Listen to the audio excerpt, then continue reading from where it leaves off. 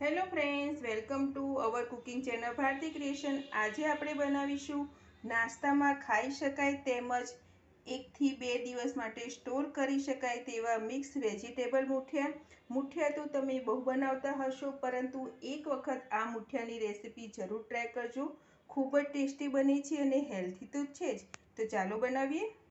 આજે આપણે mix vegetable muthiya બનાવીશું. એ માટે આપણે એક પહોળું વાસણ લઈશું અને તેમાં આપણે 1 કપ ઝીણી સમારેલી કોબીજ, એક મોટું નંગ ગાજર લીધું છે જેને આપણે છીણીની મદદથી છીણી લીધું છે તે, 1 નંગ જેટલું ઝીણું સમારેલું કેપ્સિકમ, એક નાનો ટુકડો આપણે દૂધીનો લીધો છે જેને આપણે ઝીણી છીણીની મદદથી છીણી લીધું છે તે, તેમાં આપણે 2 થી 3 ચમચી જેટલી લીલા મરચાં, આદુ અને લસણની પેસ્ટ નાખીશું.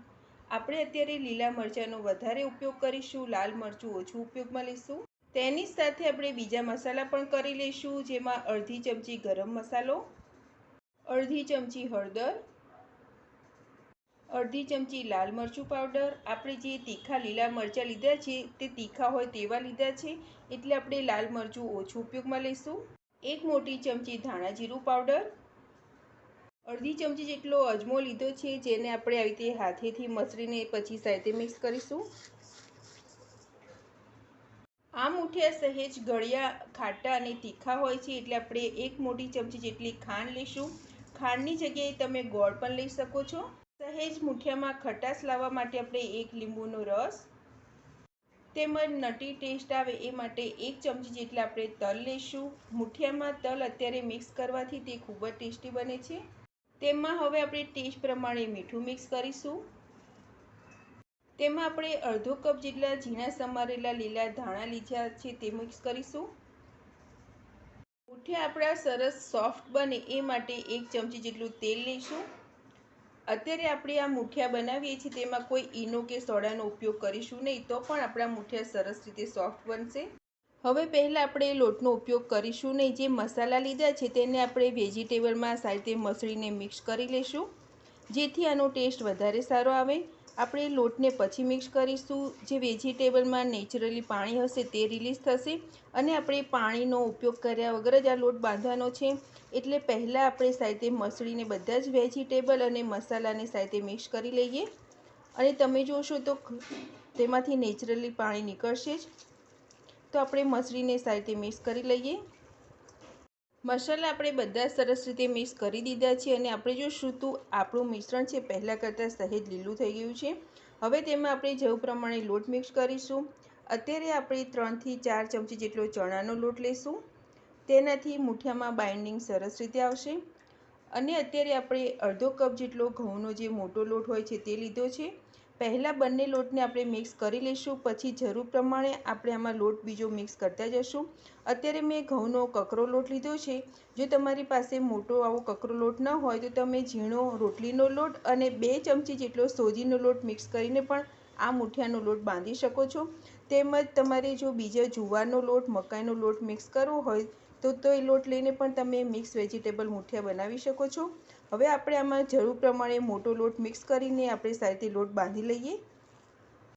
આપણે ફ્રેન્ડ્સ મુઠિયા માટેનો સરસ સોફ્ટ લોટ બાંધી લીધો છે અને હવે આપણે આ લોટને 5 થી 10 મિનિટ રેસ્ટ આપીશું. પછી તેમાંથી આપણે મુઠિયા વાળીશું. જે પ્લેટમાં આપણે મુઠિયાને સ્ટીમ કરવા માટે મૂકવાના છે તે પ્લેટને આપણે તેલથી સહેજ ગ્રીસ કરી લઈશું, જેથી મુઠિયા સ્ટીમ થશે તો પ્લેટમાં ચોંટશે નહીં અને તે સરળતાથી નીકળી જશે. લોટને બાંધીને રાખીએ 10 મિનિટ જેવું થઈ ગયું છે અને હવે આપણે આ લોટમાંથી નાના નાના મુઠિયા વાળી લઈશું. મુઠિયા વાળવા માટે આપણે તેલવાળો સહેજ હાથ કરીશું અને જે આપણે લોટ તૈયાર કર્યો છે તેમાંથી થોડોક લુઓ લઈશું હાથમાં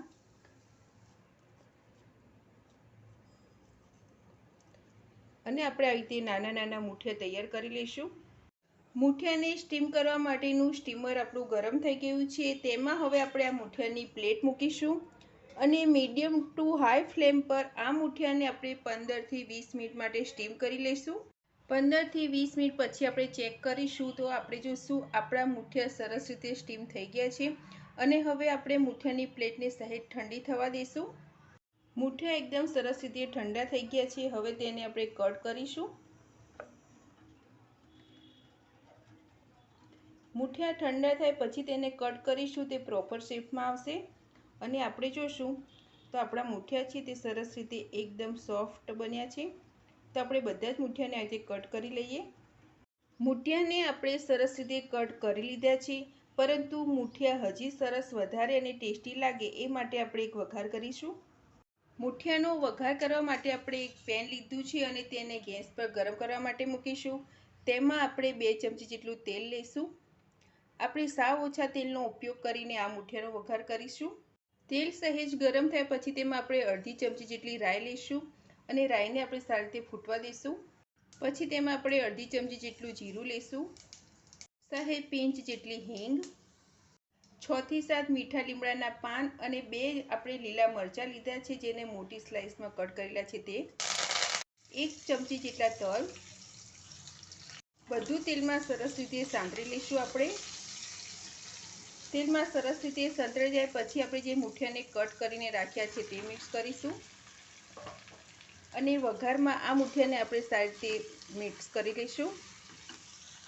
બધા જ મુઠિયા પર વઘાર સરસ રીતે કોટ થઈ ગયો છે। છેલ્લે આપણે તેમાં લીલા ધાણા મિક્સ કરીશું અને લીલા ધાણાને પણ આ મુઠિયામાં સારી રીતે મિક્સ કરીને ગેસની ફ્લેમ બંધ કરીશું અને આપણે આ મુઠિયાને સર્વિંગ પ્લેટમાં સર્વ કરીશું।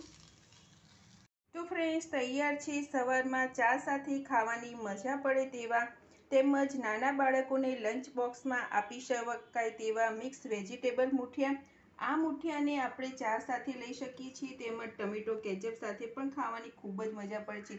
સાવ ઓછા તેલમાં તેમજ શાકભાજીથી ભરપૂર આ હેલ્ધી નાસ્તાની રેસીપી તમને સારી લાગી હોય તો મારા વિડીયોને લાઇક, શેર અને આવી જ નવી રેસીપી જોવા મારી ચેનલને સબસ્ક્રાઈબ કરજો। મારો વિડીયો જોવા બદલ થેન્ક યુ।